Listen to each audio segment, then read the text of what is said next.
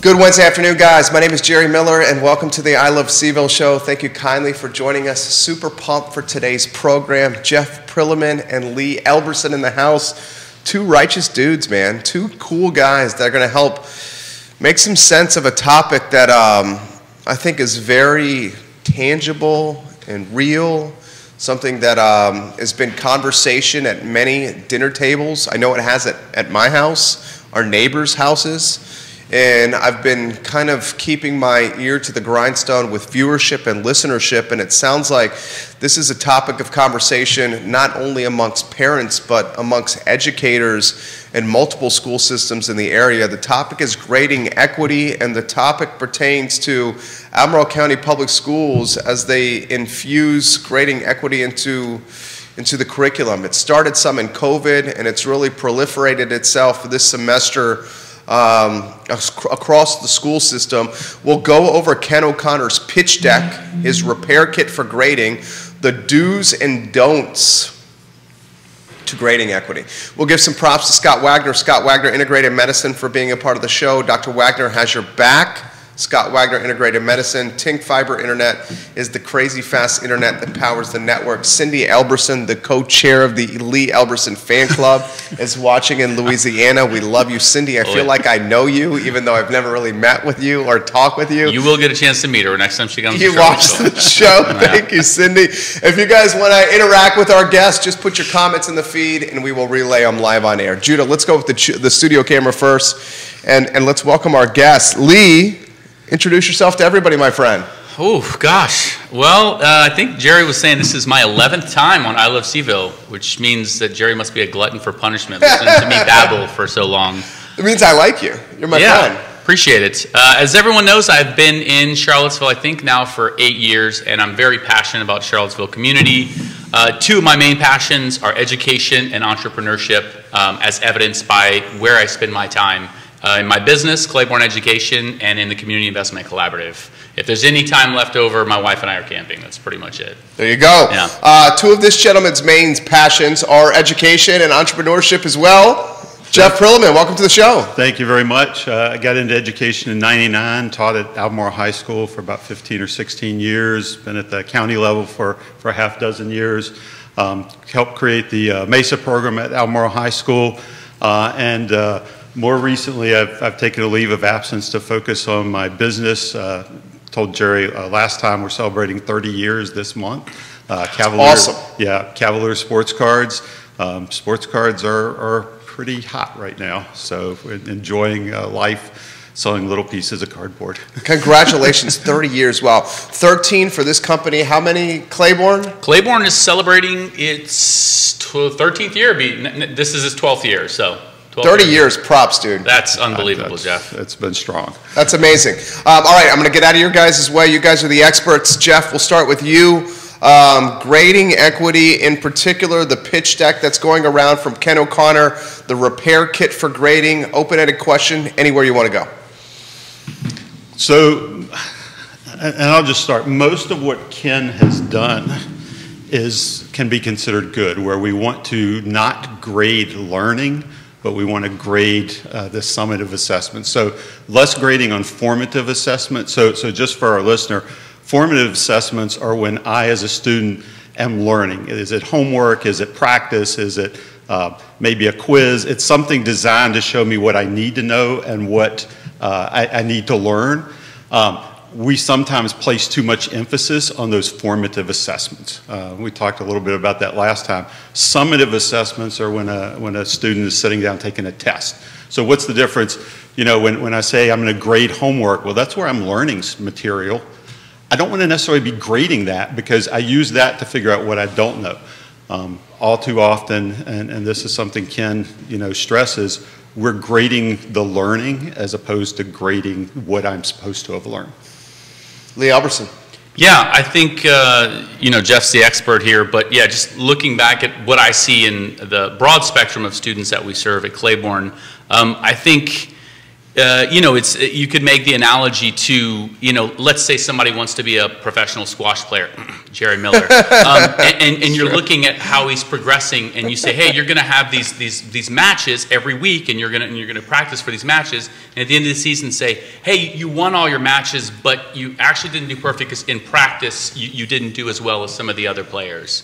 And what makes this inequitable is, you know, for instance, a family could come in and do a ton of tutoring in the summer, and those students are just going to start, they're going to start and hit the ground running, and they're going to basically be operating at their best level the whole way. Whereas a student who doesn't already know this, they are going to make plenty of mistakes throughout the semester and the school year, and that's a good thing. Making mistakes is part of the learning process. And so by focusing more on the end result and saying, hey, what we're trying to do is build your competency so that at the end you've learned the same, and focus less on, you know, how specifically did you practice and how did you act in class. Well, that's one of the things that Ken mentions in his repair kit is gauge the most recent learning heavier.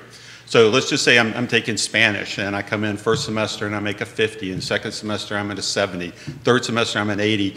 End of the year, I'm making 100. I ace the final exam. I ace, you know, all of a sudden, should that, you know, 30, 40, 50 I made first quarter, how should that impact my grade? Because realistically, I could have a failing grade where I just made a 95 and 100 on the final, you know, because I'm learning and building on skills. You could argue the same with mathematics, where I'm learning and building on skills to evaluate more recent performance heavier than, you know, something that I did 8 months ago. Okay, I'll throw this to you guys. You guys are the experts. I just keep the tempo flowing, okay? Someone, I'll use a sports analogy. We're sports guys here. Someone goes into the season, the regular season. Let's just take the NFL. And in the off season, the summer, the spring, they grinded in the weight room. They focused on adding muscle, they focused on diet, and they came into training camp in better shape than they ever have. So the first week of the season, they were performing at peak performance versus an athlete or a player that goes into training camp in the first game of the season after coasting through the summer and coasting through the spring.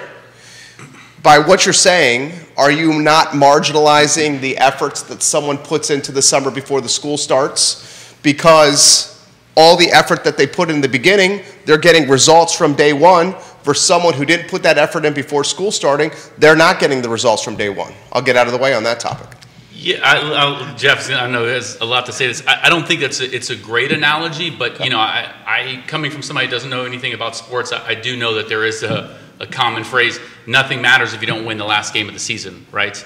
I think the reason why the analogy doesn't make sense, the analogy doesn't make sense is because the person who's working hard during the summer in terms of academics likely has tremendous resources to be able to work hard and learn more, whereas somebody who is not, like, what you consider working hard is likely less resourced. You agree with that? That's where the inequity comes in. I think so. I mean, and to the analogy, it doesn't matter if you don't win the last game, right? It's the bottom line is, did the kid learn? Did the student master the material they were supposed to? And then what's the journey? Yeah, I took 8 wrong streets to get there. You went to a direct path. You got there earlier.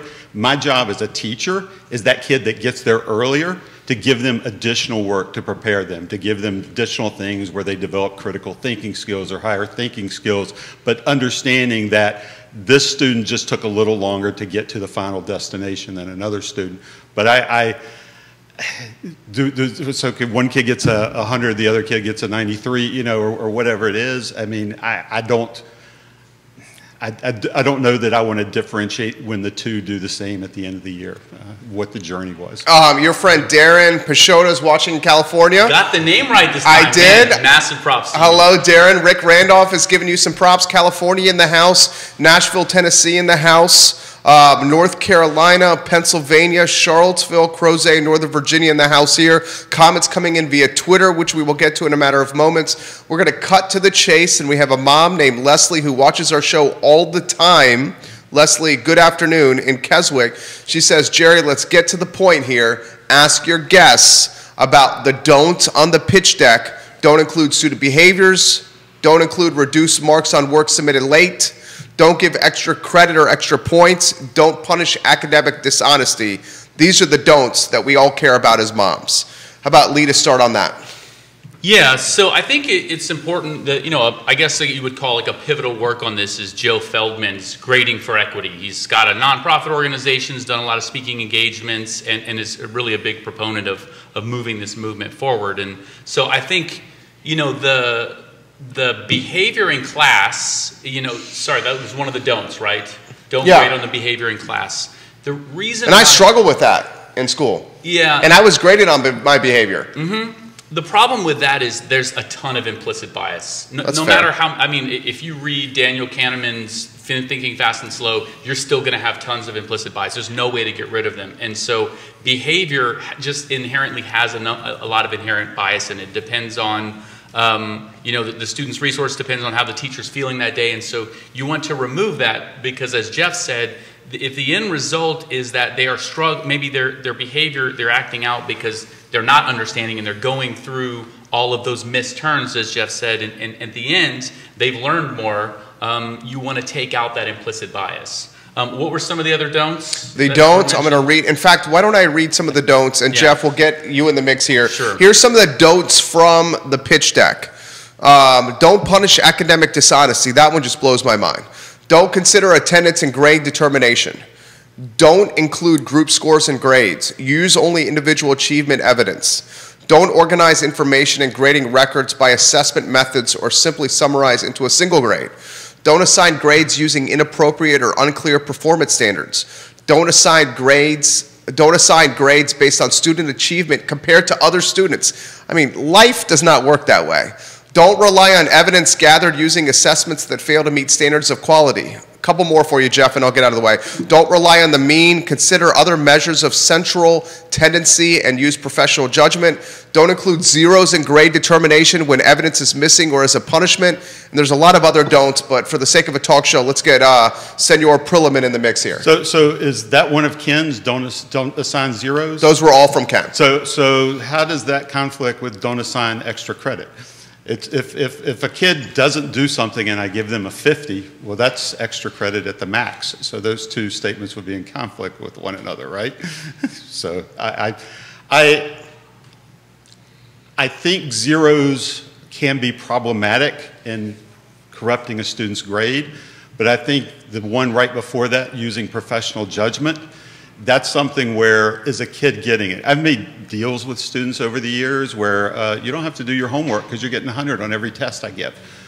I'm going to give you some other assignments to go home and think about this or do some research on this topic or something. But for that student, if they didn't do their homework, if they're knocking out hundreds on every summative assessment and they're getting zeros homework, are they a B student? Are they a C student? It's not fair to evaluate their homework on the kid that maybe needs it to learn. So part of our job as an educator is, what does the child need?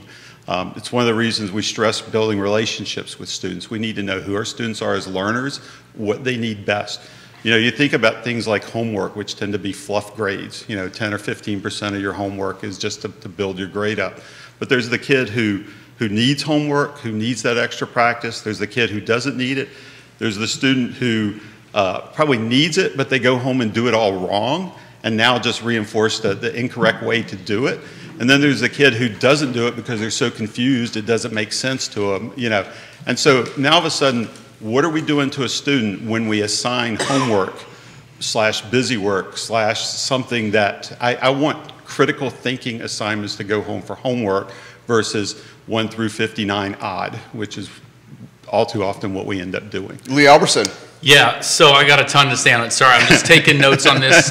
First, I'll just affirm something that Jeff said. I had a class in college where after the first homework assignment, the teacher came up to me and said, he's like, just show up for the final. He was like, I'd like to give you an independent research project because I displayed such proficiency that what's going to happen, and the reason why Jeff and similar teachers do this is because I'm going to lose engagement. If you're giving me something, you're going to be bored out of your mind. Yeah, if it's something very easy for me, I'm going to look for something else to fill, that's going to excite me. And so that's why teachers like Jeff do that and say, hey, look, it's clear you could do this. Let's give you something that will keep you fascinated and engaged in this, and then we'll base it on the end result. If you can pass just like everyone else, then it doesn't really matter how you got there.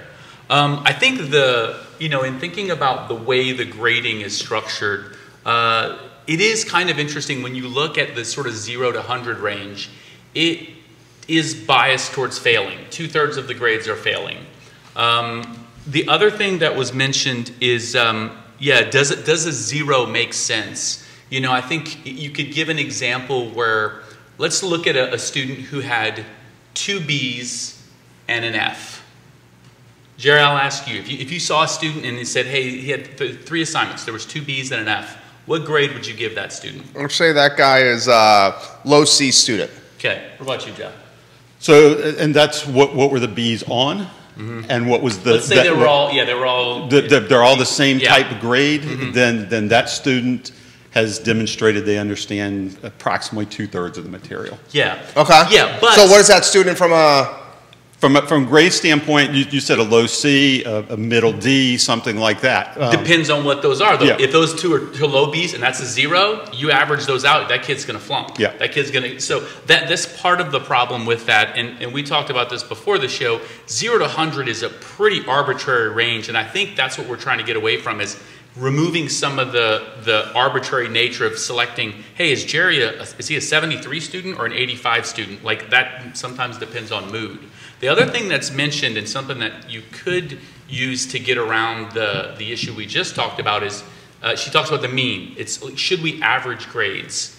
You know, like when you're averaging grades, let's say 5 assessments throughout the school year, you're equally weighting how they learned at the beginning as opposed to how they learned at the end. And if you're trying to push forward the fact that they learn the material, you shouldn't be averaging. We don't, like when you look up stats, they don't show average housing price, they don't show average income, they show medium income and medium housing price, because that's much more representative of what the sample is.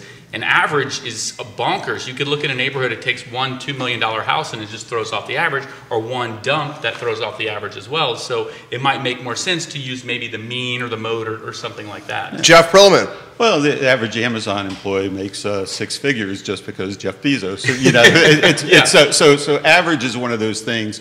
But that's the one thing I like about Ken, is that the professional judgment of the educator. The thing that I'll push back a little bit, 0 is punitive in a grade book when compared to the 100-point scale. At the same time, that 0, what does it represent? So when we think about, okay, there's 60 points of failure, or there's 60 points of I haven't mastered this content yet. So if I'm getting a 40, that says I don't know 60% of the material. If I'm getting a 50 because I've been gifted a 50 and I didn't do anything, I've demonstrated no mastery of content. So understanding what those grades represent, and that's one of the reasons that we shouldn't average stuff either, is what does a grade represent? You know, we talked about it before. Should grades represent behavior? Should grades represent effort? Should they represent growth? We've got all these things that we want to incorporate into a grade, but at the end of the day, I would almost argue that a grade needs to represent how much of the material for this class have I mastered. We got comments coming in, a lot of them. Okay, so let's identify some of the folks watching. Colin Heinsohn giving you some props. I remember Colin. Jeff Prillaman. This is from Kelly Jackson. I wish all teachers were like Jeff and had the same mindset, but unfortunately that is not the case. And Kelly's offering more perspective as we speak here on what she likes about you as an educator. This is from David Riddick.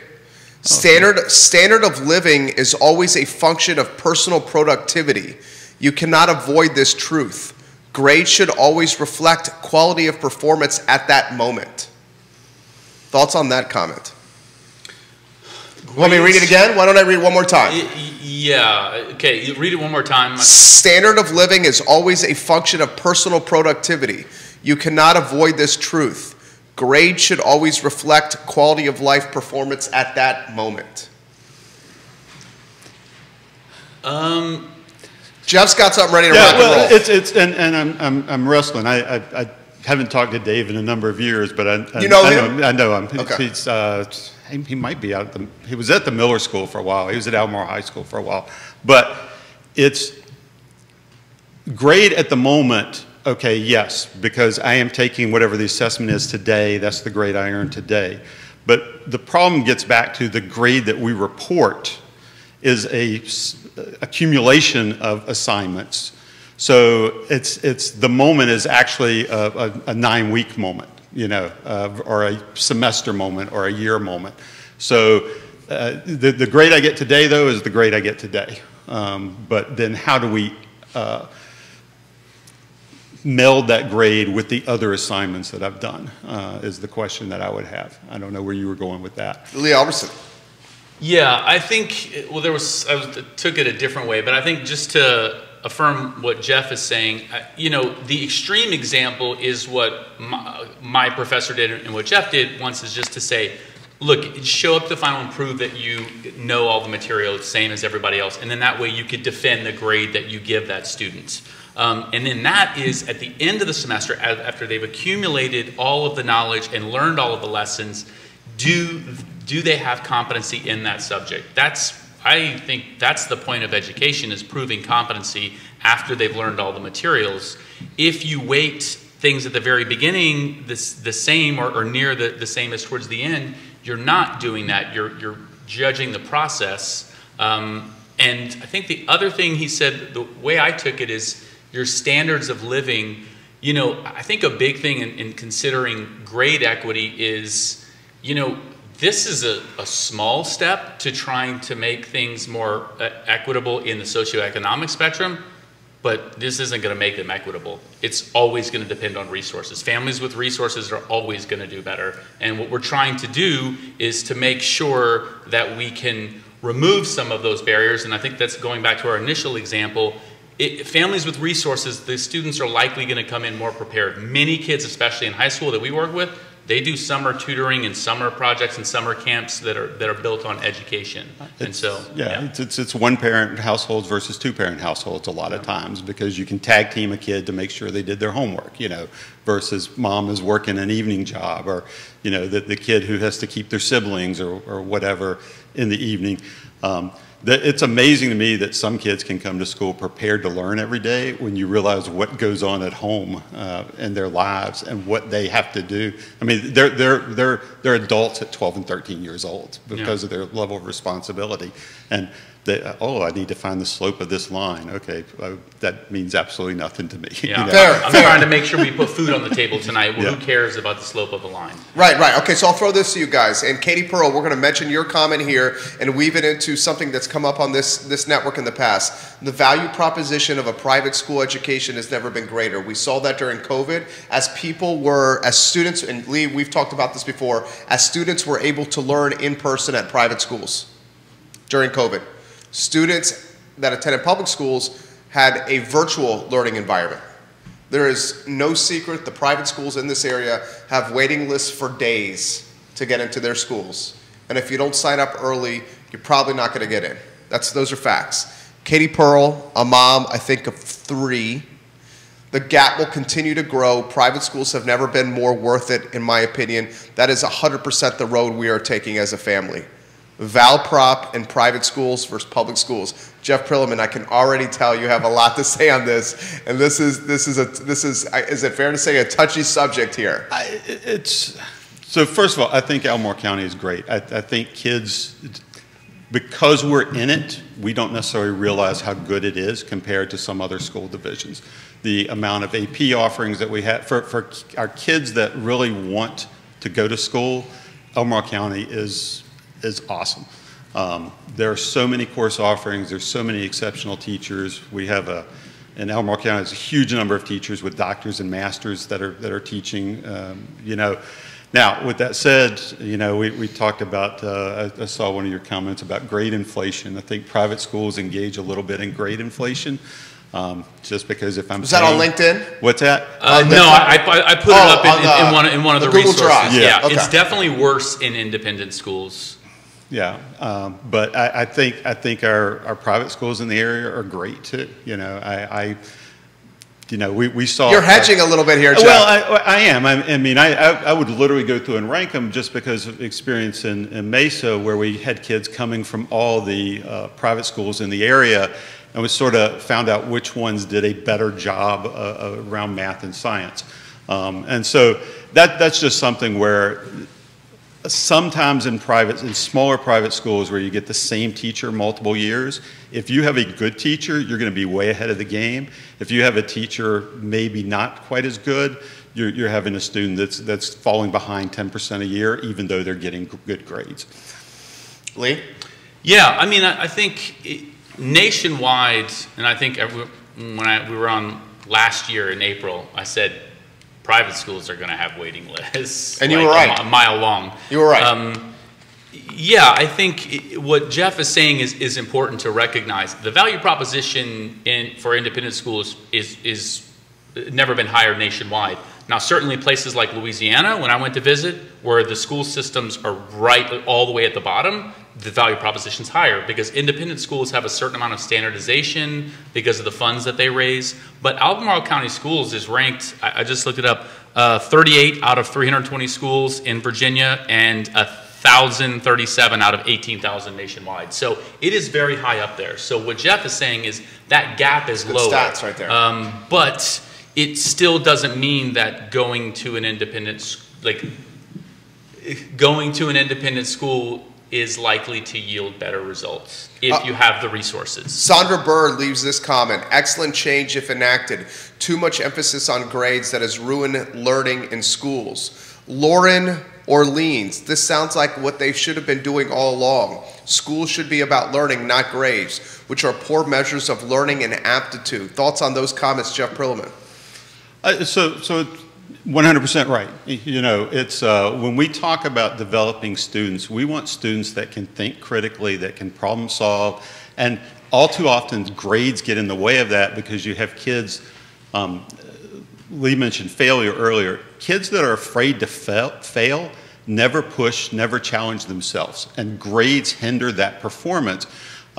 I always talked when in my classrooms, like, I don't want you to do a safe project. I want you to do something and push yourself and trust me as the educator to say this is a more valuable learning experience than the one that somebody else did where they just did enough to get the A. You talk about things like rubrics, and it's like, okay, the A project will have A, B, C, D. Well, okay, that's great. As a student, I'm going to do exactly A, B, C, D. I want more out of it.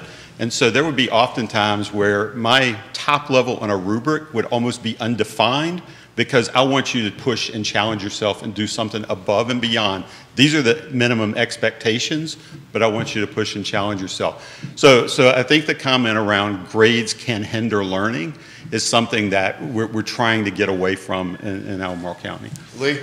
Yeah, I think, you know, it's important to recognize what is, like, the objective of learning is to build, certainly to build knowledge, but also to build critical thinking so that one day when you're in a job and you're in a career, you can problem solve on your own. And, you know, I have always been a big advocate of project-based learning because that allows contextualization of materials.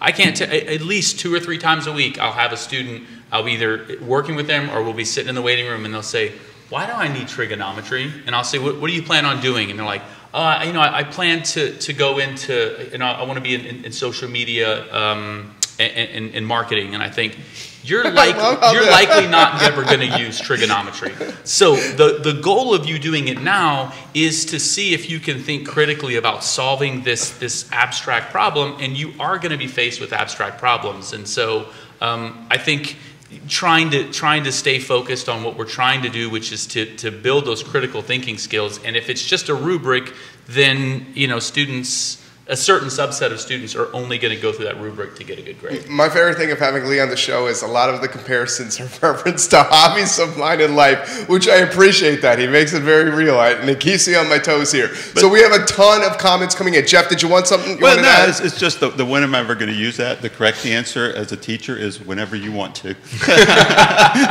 So. I mean, I agree. Okay, I see your point there.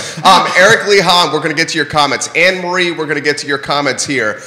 Jeff Prillaman is getting a lot of props right now on the feed. Let's identify some of the props, and then we'll get to the questions here. If you have questions for the gentleman, put them in the feed. We'll relay them on air. Vanda Lee Sistrunk? Yeah, Vanda. Yeah, she's Vanda Lee. Yeah, she's got a hair studio and she does weddings in town. She's a CIC entrepreneur. She says, "Thank you, Lee. I always enjoy your great wisdom." Kelly. We're going to get to Kelly's comments, and then we're going to get to comments on Instagram and Twitter coming in here. Jeff seems to really be in it for the kids and learning, not just a paycheck. If all teachers were like that, there would be no need for these crazy new policies, and teachers could make their own decisions in their own classrooms. She adds, my very bright child in the HMSA program has already figured out how to work the system and get all A's. Why study for the first test when you can take it the first time, see what's on it, and they just study those things and retake for the A? Also, she isn't really trying for the 100 because the 90 counts for the same grade and it's an A. Jeff Prillaman's nodding his head right here and chuckling. Well, it's true. There are a lot of kids who stress to get the 98s and 99s, and there are other kids, the 92 is the same, you know, as long as I can do that. So she's right.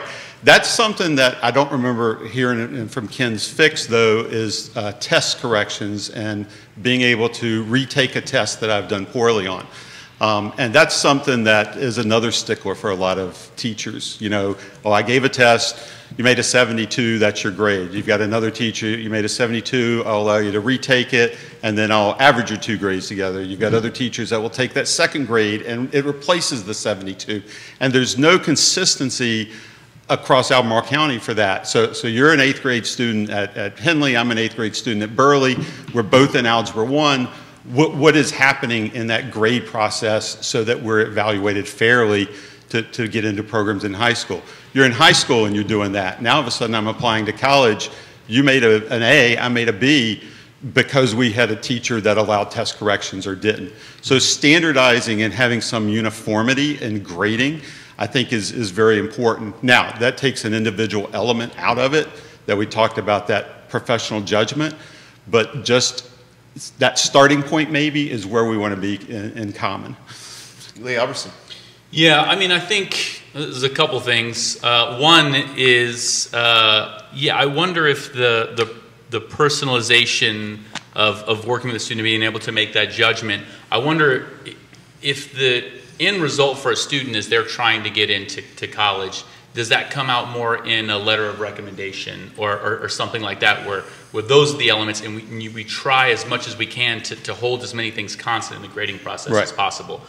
As Jeff will tell you, there's tons of like grade sprinkling, right? Like you're kind of like a little magician or a cook, right? You're like putting together grades, and it's like, oh, this is a little couple extra points here, this is here, and you know, the arbitrariness is sort of built in. The second thing I was wondering about, Jeff, is do you feel like as educators we sometimes idealize the outcome of thinking, oh, we want them to develop this great view of mathematics and science, and the kids are like, look, I want to go and I want to be a surgeon like my dad.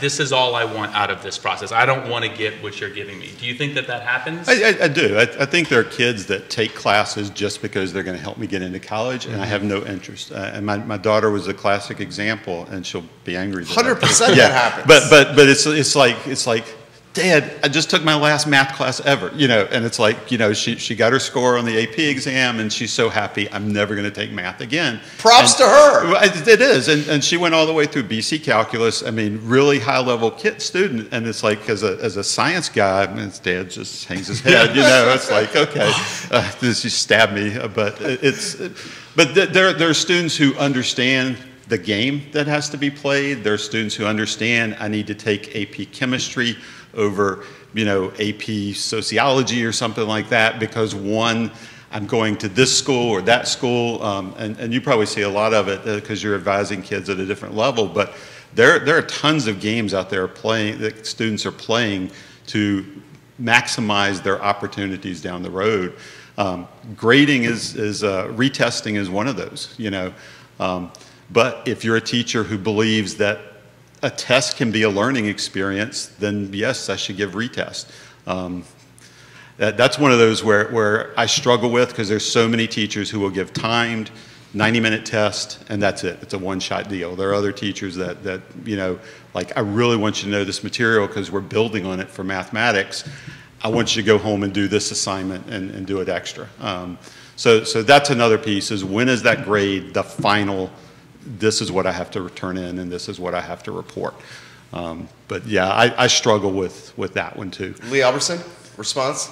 Yeah, no, I mean, that was the question, just asking him about when we idealize what we hope the impact is. And I think it's not just an idealization of what we have experienced in being scientists and learning, but also in what we want the system to be. But right now we're talking about changing middle school and high school systems, but it has to be affected at the college level. Otherwise, there's only a minimal amount of impact this is going to have. So I think in sort of forward thinking is this going to be better for college admissions, for your graduation rates, and are students going to find the right fit more? If so, then I think we should even take more luxuries with this process. If that's not going to be accomplished, we just need to be aware that we're sort of running up against a wall and we're trying to change the system here without thinking about the impact at the college level. We're going to get to Jerry Lynn Farron Tehan's comment about timing.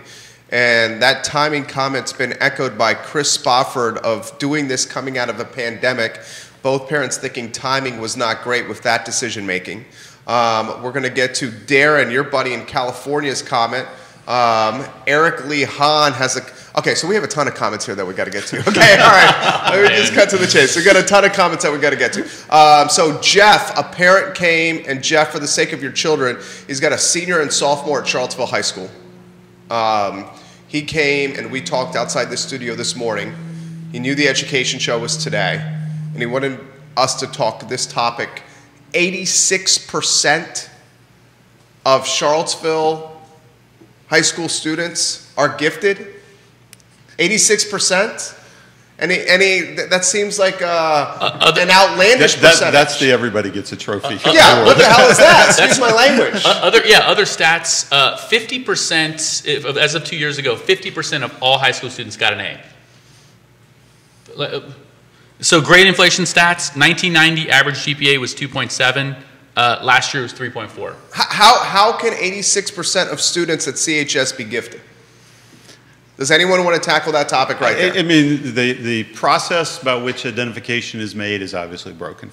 I mean, bottom line. But then how is giftedness defined? Like if you're gifted in music, is everybody who's I'm being corrected by parents here. I apologize. I got the statistic wrong. Thank you, parents. Dude, this is the beautiful thing about doing this show here. If you say something wrong, you're immediately corrected. It's 86% of students in all Charlottesville schools, not just Charlottesville High School, are gifted. Yeah. 86 total, 86%. 86% of students in all Charlottesville high school schools. 86%. And I have the link that's being sent to me from the school system. Okay. All right. 86%. Yeah. Does anyone want to tackle that? He just tackled it. Something's broken. It's in my estimation, it should be in the 5 to 10% range. Yeah. Now, with that said, what are we identifying as gifted? How are you identifying as gifted? Giftedness in math does not translate to giftedness in language arts. Definitely giftedness in music does not translate to giftedness. Well, a lot of times it does translate to mathematics, but it doesn't translate to giftedness in English class or something like that. But recognizing that every student has a gift, and then recognize as a teacher how do we, take that gift and make something special out of it. But if you're going to define giftedness, gifted students, really you're talking a single-digit number, in my estimation. Yeah, I mean, it's probably what you would classify as like where they fall in a standard deviation, right? The way it is now, everybody. Yeah, that's almost everybody. That's the majority. I don't know how you would tackle how you define a gifted student. Is it gifted intellectually? Is it gifted emotionally? Is it a combination of both? Is it subject specific? You have to determine that first, and then also think about what are you doing with these gifted students? Are you putting these gifted students in always a special classroom, some special classes? And then what is the end result? If you're gifted, are you trying to help them fast track to a career that suits them best? Trying to help them skip a year? I think that there's a lot, if you're going to reevaluate it, which it sounds like you need to, that you should consider. Jeff Prillaman and Lee Elberson, you guys are being named specifically on the feed here by multiple people. And it's not in a bad way. It's not in a bad way. It's only a good way. So this is from Lee's friend who's in California, Darren Pichota. Got it right, 2 in a row. For Lee and Jeff, I have a college student, daughter, to be a nurse, and she's asking about studying abroad, maybe Austria. What are your feelings about overseas education? It's probably better. No, I'm just kidding. That was a tongue-in-cheek joke from the Yes, right. Half kidding there. No. Did you study abroad? No, I actually didn't study abroad. This is normally where he does a zing at Louisiana and says Louisiana's like studying abroad over there. That's normally something you would say over there. Sort of. Actually, studying outside of Louisiana is like studying abroad. There you go. Everything is better than Louisiana because he always does a zing on Louisiana. Yeah. I don't know. I didn't do. Did you study abroad? I know. Okay. I didn't study abroad. Yeah, I think studying abroad helps with perspective. I think it's really easy to get caught up in this mentality of like, oh, I need to get good grades because I need to go to college, because everything when you are at that age and you're in school is your ego is really closely tied to the one thing that you can measure, which is grades. You don't have anything else. There's not many other things that give you your self-worth, not that other things shouldn't. And so getting that perspective, I think, helps you come back and say, you know, grades in school is important, but it's not always going to be the most important thing. You know, I tell kids that with the SAT all the time. It's like, you're so stressed, you're going to take it, and you'll literally never think about this ever again. It's not like people go around saying, like, what was your SAT score? It's like, you never think about it ever again. It's never. So I'm thinking the dad asked because he wanted us to say there's no advantage to it. And I think that's what he may be alluding to. So, but, and that could be tied to financials. Yeah, I think just the cultural experience. I think if you go to a school in a different country and you surround yourself with all things American at that school, then there's no advantage to doing it. I think if you take advantage of the culture and meeting the people, that it's an experience that will add to your education. Questions coming in about timing. We will get to them. Eric Lehan has been patient on Jeff's page with comments. This just came in from Eric Lehan. Why is the focus of K-12 always? Why is the focus on K through 12 always focused only on getting into college? When can we promote the culture of what lives we want to live and who we want to be? Something to promote thinking past what college we want to get into and really what we want to make out of our lives. College, trades programs, jobs are certainly part of that. And he also adds this: what are the views with grading on project-based learning versus non-project-based learning? So he's taken a macro perspective with his first comment that school should not just be about getting into a four-year college. It should be about finding yourself, it should be about rite of passage, maturation, finding various interests, and if you find various interests, maybe one of those interests compel a profession. And then, so that's the first one. That's me paraphrasing his comment. And then the other one is, what are the views with grading on project-based learning versus non-project-based learning? I'll throw a couple things out there because I had Frank Friedman on my Future of Education podcast. And let them know who that is. Frank Friedman is the president of PVCC, right. The local community college. And Frank, you know, I was expecting a different view from Frank about his view of college because, you know, sometimes community college is seen as like the little brother to a four-year college. But, you know, Frank just quotes a lot of statistics about going to college, if even only to community college, is going to improve your health. It's going to improve your earning potential, quality of life. And so I don't, that's a lot of those statistics might be correlation and not causation, but I think that is the drive, is those statistics are just constantly touted. It's like, if you don't go to college, it's going to be really tough to make as much money as you need to support yourself and your family. I'm not saying that's right or wrong. I would love to be an advocate of saying, you know, we should think about other pathways. A really fascinating statistic is that 70% of college graduates now don't end up in the profession that they studied in college. Yeah, that's correct. Right. Yeah. No, and you're exactly right. There's so because many... we changed since we're 22 years old. Yeah. And we've had different interests from when we were 22, when all I cared about was... Not just that. Girls, sports, and booze. Let's cut to the chase. Well, also... I said that. Okay, yeah. The job market has changed tremendously. Sure. Like 50 or 60 years ago, you studied something, it's like, oh, okay, I'm going to be a factory line worker, I'm going to be this, and I'll be this for the rest of my life.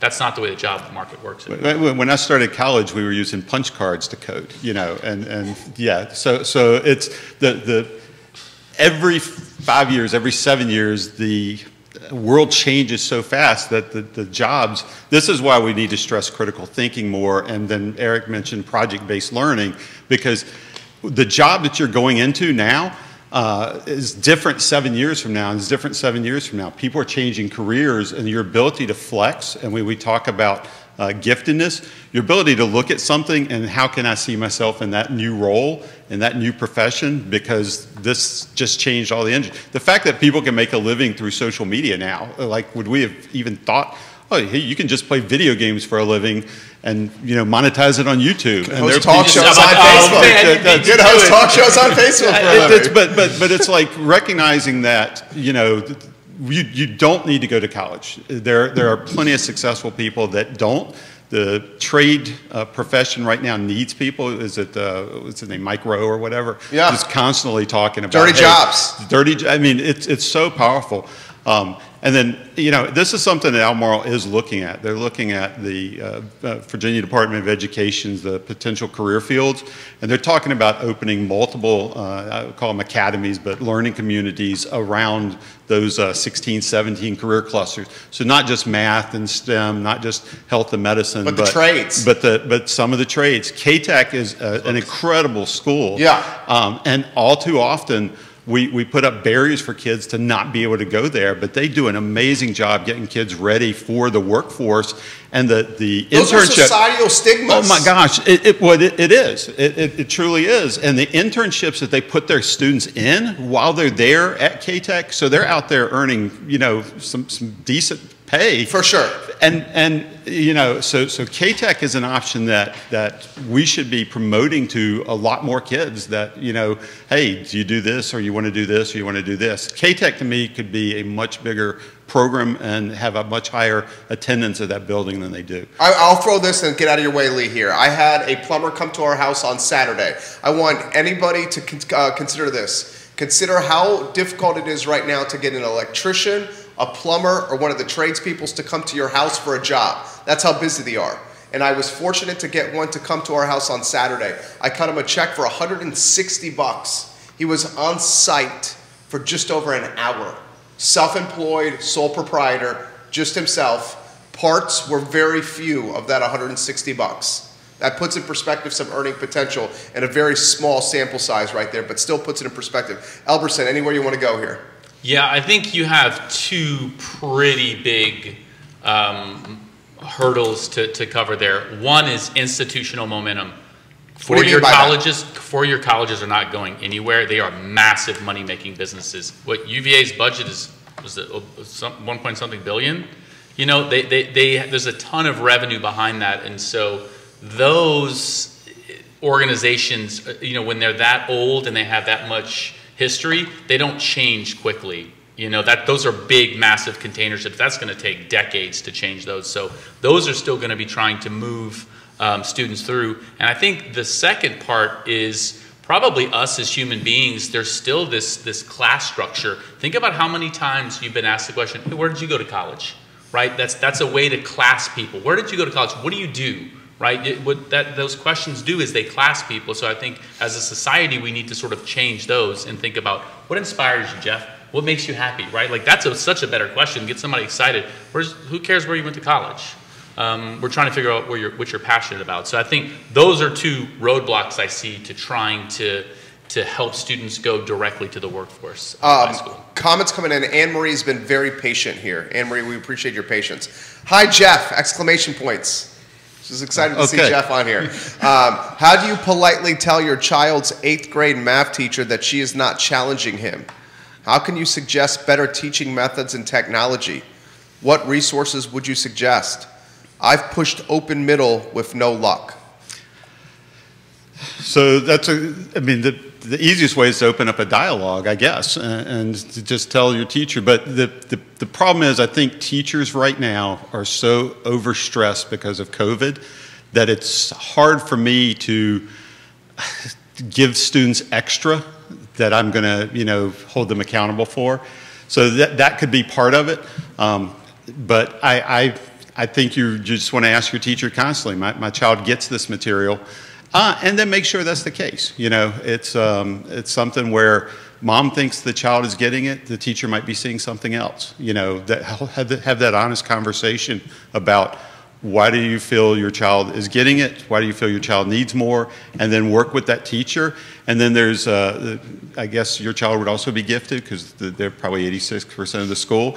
There's gifted resources, although they call them, I think, talent development now. So there's people in the building that can help assign and help find extra stuff. What do you think, Lee? I mean, Jeff's the expert. I think that makes perfect sense. You know, it's tough because in an ideal world, teachers would be able to see students who aren't being pushed and do what Jeff mentioned and my teacher mentioned is, hey, let's give you a side project, and that will help inspire you. Now, honestly, the responsibility is probably going to fall on the parents. It's just it's probably unreasonable to ask the teachers to stack one more thing on top of this, adapting to COVID, adapting to a new grading. I mean, it's just like how many adaptations can you ask a person to do before, you know, then they can't really find anything to hold on to. One thing I'll take. Yeah, sorry. Yeah, I was just going to say that's we have a plate as a teacher, and all too often more stuff is piled on without ever taking anything off, and you just constantly feel more and more and more. And then the veteran teacher is like, well, I'm just going to keep doing my thing because there'll be a new policy again in 4 years, you know, and so they don't even pay attention to it. So it's like, okay, I'm sorry. Yeah, no, I was going to take it back and say I love project-based learning, and I think that there's definitely certain ways that you could do project-based learning almost without like teaching classes. In what ways do you think Albemarle County Public Schools is implementing project-based learning, and what do you see as the goal in 10 years? Yeah, so project-based learning is where I fall at. It's the 11th and 12th grade curriculum in Mesa is pretty much all project-based learning. The only test I gave was a test on ethics, and then when it came time to take it, I didn't give it, and the kids were like all upset because they'd all prepared for it. And I'm like, okay, so is it ethical to ask you to prepare for something that I have no intention of giving? So that was I just had fun with that. But yeah. The project-based learning, there would be learning objectives, working as a team, but really learning the engineering cycle, how we're going to start, how we're going to test, how we're going to modify and come back. And then, you know, we have classes like that, but not enough students take those classes. The Health and Medical Science and the Environmental Studies Academy are both a little bit like that, where they have projects that the kids are working on, they're building, they're designing, they're doing stuff. But we probably have 12–15% of our students are engaged in true project-based learning right now, and I wish that number was 86%. You know, it's maybe Charlottesville, maybe 86% of kids are in project-based learning, and that's why they're gifted. but it's a joke, but it's like that develops thinking skills at a whole different level than read chapter 11 and go home and outline it. You know, that's all too often what homework and what work looks like in schools is teachers are assigning stuff that's easy to grade. Project-based learning is messy. It is trying to decide an individual grade versus a group grade sometimes. It is ways that kids can find to goof off in class if you're doing stuff. But project-based learning to me is how we should be teaching, especially some of the maths and sciences. KJ's got some really good comments. Agreed. Right. Can I just ask a follow-up question? Yes, please. Do you think that there's more variation in the final grade of a project-based learning class or a standard class? There's more variation in my mind in a standard class. And the reason for that is what I'll call, we're all three working on a project. Well, you're looking over at what Jerry's doing. It's like, I like that idea. So there's constantly, I don't want to say keeping up with the Joneses or keeping up with the Millers, but that ability to look and see what somebody else is doing. And in a project class, we're all interacting. You know, we're using the same tools. Oh, what'd you do? How'd you solve that problem? There is a lot more interaction with students, so that the final projects a lot of times tend to have some of the similar, I guess, solutions to them, just because of that constant ability to interact with peers and fine-tune your thinking. That's not a bad thing. Well, and with that's a great thing. Yeah. That's a great thing. With project-based learning, you feel compelled to perform because your friends are doing work. So as Jeff has identified, you bring your A game as well. Oftentimes in standard learning, you feel isolated, almost as if you're on an island. And when you feel that feeling of isolation or loneliness, then you can either respond well to it, or you can kind of wither into a ball and not respond. And next thing you know, your performance is going to suffer. Well, how often do I sit down and take a test, and I've got 90 minutes, you can only use a calculator on part B, you know, that's not real life in any way, shape, or form. You know, my resources, that's the way that I learned at a deeper level, I think. And that's what KJ is saying here. KJ, we're going to get to your comments here. How do you, so we're talking about this. How do you feel about not grading group work? We're talking about that now. That isn't setting them up for college at all or the workforce. I want to hire people that can work as a team and problem solve. She owns, and I don't want to speak out of turn here, Kelly, a business that has 17 franchise locations in the area. And she also says, my daughter wants to be a surgeon, and if you mess up a surgery, there isn't a retake on the surgery. And then she concludes with a respectful disagreement. I respectfully disagree. Grades are important because that's how upper level education judges what students they accept as well as outside school activities. If all education systems change their way of grading, the way they look at students, then I would agree. Kind of to Lee's point there. So why don't we go down the road of standardized tests? I made the comment when Jeff was on last time that the SAT and the ACT were the even playing field. And your response was the ACT and the SAT are being deprioritized by four-year schools, so they're less meaningful now. So this very much applies to this man's business, Clayborne Education right here. Okay, I'm going to get out of the way on this topic. Yeah, it's 100% true. It is deprioritized, you know, and I think I mentioned this a few shows ago. You know, we have a pretty holistic college admissions process. As much as we want it to be more holistic, to get into college in China, you take the Kai-Gao test. You take one test. That test determines whether or not you get in. There is no essay. There is no letters of recommendation. It's one test. So, you know, in trying to deprioritize the SAT and ACT, I think we're trying to move to a more holistic process. But if the claim is that, oh, well, the SAT and the ACT are biased, I've said this before. There are. I find that statement to be bogus. I think no. There has been proven that there are racial and gender biases inherent in the test. I think that those are minimal compared to the resource. The resource difference in the test. Wealthy outcomes. kids have resources to prepare for the test. Yeah, they're always going to do better. But there is a trend. This is why the conversation is now going to grades. So if you're going to focus on grades, grades are a perfect measure. What I would come back to KJ and say is, yeah, if you came to me and I'm an admissions officer and say, hey, grades are important. It's like, yeah, this student got a 90. Plus or minus 40 points. So maybe they might have failed or they might have passed, right? Like we're trying to reduce the error bars, that way the data is more valid. That's what this effort is really trying to get at. What's wrong with the Chinese method of take one test to get into college? Jeff's grinning over here. Take it. Yeah, no, we talk about our own experiences. I can remember the course that was 10%. You hit 300 homework. And you're all-star. Yeah, all too often, the grades in the classroom, if we said you're going to take one midterm and one final, you think people are upset now?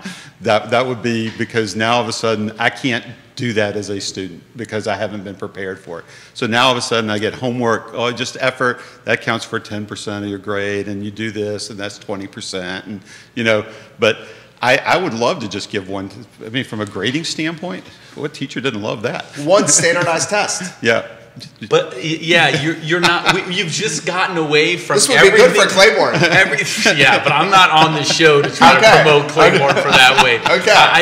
I will say this. I do think standardized tests like the ACT and the SAT and the CLT, which is another standardized test, do allow us to benchmark students' academic performance on a level playing field. What we're getting at, and the reason why we have holistic admissions process is just doing good on one test is not a good indicator of being successful in your career. But isn't it the least subjective way of determining educational performance? There's, you know, objectivity is good in that sense, but, you know, we want to be more subjective. So I'll give you an example. This is obviously an anecdotal example. So when I went to grad school, I was one of the only American kids in I worked in a laser lab, and we did really fast experiments. And, you know, I was bolting some things on the table, and I asked one of my classmates, who was also new to the lab, to bolt something in. And then I went to unscrew it, and I realized he put a bolt 4 inches long in something that was threaded this deep. And so that led me to believe, it's like, oh, I don't think he's ever screwed anything in. He's never done anything sort of practical before. And I think having that and being able to develop something like emotional intelligence, most employers on the front end. No, emotional intelligence. He always goes back to the EQ. EQ is more important than IQ. A lot of employers will give that test. Who cares how much you know if you can't interact with your coworkers, unless you're going to lock them in a room and say, just figure out this one concept. I don't know. You want to? No. I think you're right. I'm sitting here, all kinds of ideas are running through my head. I see that. But I just dropped the one that I wanted to make. So no. I'm good. What's the next question? Well, I mean, the topic that a lot of people are responding to, and we have, let's call it 6.5 minutes left. Okay, we're at 1:36 right now. Time flies when you're having fun, right? This is like we're in Jeff Prillaman's class right now, and like before you know it, the bell is ringing because we're having so much fun in Mr. Prillaman's class right now. I never had problems with tardies in my class. Yeah, the guy is cool. An engaging personality. The topic, and I'm seeing the response from the parents, is the standardized test being deprioritized seems to be a topic of, from the scale of emotion, infuriating to concerning to uncertainty. Because we all of us, it was SAT, good score, got into college. And I made the statement on the last show when you were on here, my brother and I took the PSAT in 7th grade as part of some PSAT program, and we did well. And as a result, we were able to take that test every single year throughout 7th, 8th, 9th, 10th, 11th, 12th. So by the time we got to it our junior year, it was like no big deal. We went in there and we were relaxed. We're like, our friends were freaking the you-know-what out because it was their first time taking it outside of the practice test they took at home. So I can see, to Lee's point, his wheels are turning. That shows that it's not a fair or equitable situation, because you just showed that I had practiced beforehand where everybody else did not. I get that, but I don't see any other least subjective method of educational performance determination. I mean, there's the classes that you took in high school. So if I took 4 APs my senior year and you only took 2 and we both made a 1320, or are we still in the 2100? No, it's 1600 now. Okay, so, and we both made, 1340 on the SAT, would I get preferential admissions over you? And that I don't know. But then your 2 AP courses were calculus and chemistry or physics, and mine were, sociology and some of the lighter AP courses. And that's, each school is going to have their own classes that they want to see you take. I think for parents to call the schools that you're interested in and ask, what courses did you rather see, sometimes can impact. I know the first year of MESA, students were like, do I want to take MESA or do I want to take a 4th year of a foreign language? And it's like, call MIT, call Virginia Tech, call some of the schools that you're thinking of going to. I just put Virginia Tech and MIT in the same sentence. I saw that, I heard that. But ask them point blank, what had they rather see if you're applying to the engineering program there, You might get some lip service there. So I will say to parents, while most of the schools have gone test optional, it doesn't mean test blind, which means you can't apply with the test. Here's my tip for all parents, and pretty much all college admissions counselors would agree with this. If your student has the ability and the time to take a standardized test, take it. Because you're applying in 2 different pools. You can apply in the test optional pool, or you can apply with a test pool. The test optional pool is extraordinarily saturated, and so what that means is you're just going to have a little bit more die rolling there. If there's like 3,000 applications and the GPA is all pretty much the same, you want to be in a point where you have one extra data point to prove your competency. Furthermore, there are still quite a bit of merit-based scholarships that are based on standardized tests. So if you have the ability and the resources to take it, take it. It is still used. Johnny Ornelas, the owner of Guadalajara and El Mariachi, the two fantastic restaurants, one on JPA and one in Zion's Crossroads. Gentlemen, going back to K-Tech, I did the electrical program back in 96 to 98, and when I graduated, I had a certificate of completion that helped me get a job at a good paying rate. But I volunteered to help a non-English speaking student a few years ago, and it was a slap in the face on what they were learning and that they did not receive anything to help progress in the trade field. That was a slap in the face. Yeah. Yeah, Johnny, we appreciate that comment. We love you, Johnny Ornelas. Jeff Prillaman, you are refreshing, amazing, engaging, stimulating, an all-around super cool dude. Lee Elberson, I feel the same about you. I love you guys. Jeff, I'm glad we met. This is awesome. Jeff is just a super cool dude. How about we do this and close with some closing thoughts, maybe like a final word, final thoughts for you, Jeff Prillaman, anywhere you want to go. Got a lot of moms watching, a lot of parents. Yeah, I think at the end of the day, we realize that it's impossible, and I talked about this on the last show, the difference sometimes between an 88 and a 92 is something that happened 4 months ago, and it impacts the college that I can get into. I think anything we can do to make grading more fair and to actually demonstrate what I know. There's a lot of talk about standards-based grading where we're just going to grade the skill. I think there's reasons and arguments to move towards that model, but it does put more on a teacher's plate, which is something that you always have to be aware of. But I think anything that we can do to make grading better than it currently is and less random, if you will, is a good thing. Neil Taylor giving you some props, and it looks like some family giving you some props. Ronnie Wayne Prillaman. Oh, okay. Giving you some props right now. Lee Elberson, how about a final word from you, sir? Yeah, so I think I'll just leave it with 3 sentiments. So I think that this inception of equity grading is a good thing, because what it's getting away from doing is motivating students extrinsically, and it's getting to motivating students intrinsically. We talked about this a lot last year as students were in virtual school. They didn't have any intrinsic motivation to learn. I believe that these policies will increase intrinsic motivation. I think the second thing that it helps do, and Jeff alluded to this, is it helps teachers be more explicit with what does it, like what am I expecting for a work? And so a student knows, oh, this is what I need to do to be able to put this grade A work in. I think the third thing that needs to happen is, when I was looking through ACPACE's grading policy, it's pretty sparse. It's really up to school leadership to cite the articles. There's tons of articles and references. I came up with those 20 peer-reviewed references, which Jerry will put on the show. That took me 45 minutes to do that. The school leaders need to say, this is why we're pushing this forward. We're not just coming up with this willy-nilly. There's a lot of research showing that this will work. Kelsey Sherling, Jerry, the show was absolutely fantastic. Please invite these guests back again. James Donovan, the show was magic. I watched from start to finish. Spencer Freeman, the show was completely engaging. Please invite the guests back again.